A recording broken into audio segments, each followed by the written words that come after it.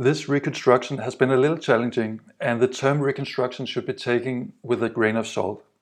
It also highlights the fallacy of the idea of an original design regarding historical styles. What I'm attempting to convey with this illustration is more of gaining a sense of the stylistic ideal or preference of style of the period when it comes to this kind of artifact and its ornamentation. The Penannular Brooch design illustrated here is primarily based on two finds from Kråkberg and Björkö, Sweden, but it also takes inspiration from several other finds to recreate a more complete picture of what a design like this would have looked like in its full glory.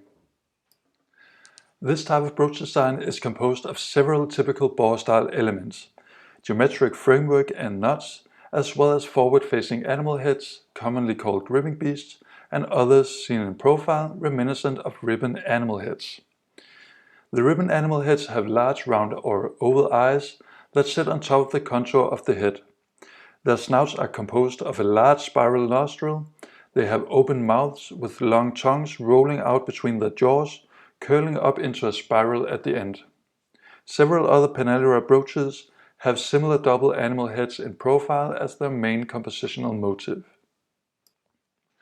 The gripping beast heads are more difficult to pin down due to various circumstances, and this is probably where the grounds of this analysis are most shaky.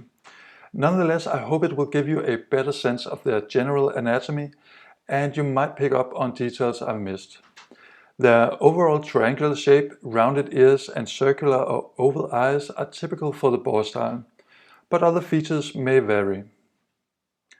The articulation of the nostrils of the gripping beasts is not always clear, often due to corrosion, wear, or damage to the objects, and they also seem to vary slightly.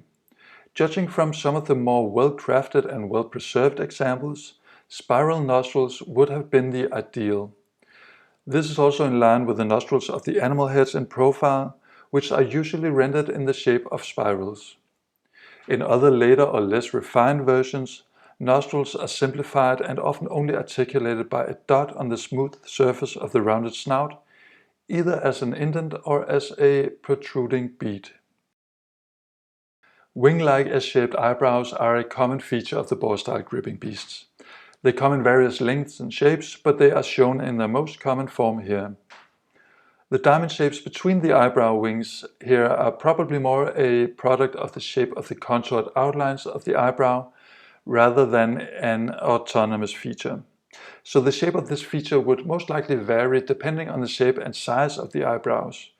As exemplified by the Tomte brooch, the forehead could also hold some kind of simple knotwork pattern or another kind of geometric framework. The large ring holding the design together is composed of juxtaposed circles interwoven by two wavy ribbons, creating a geometric pattern somewhat similar to a ring chain scheme. The two geometric knots at the top and bottom are each constructed by a looped square, composed of the ribbon animals with their heads in profile, tied into the geometric shape of a diamond with a circular hole in the middle. The looped square is a symbol known from at least the migration period, where it's featured on numerous Scandinavian artifacts like bracteates and picture stones. There you have it. This has been a brief presentation of one of the typical Penannular brooch designs of the Borre style. Thank you for watching, and I'll see you in the next one.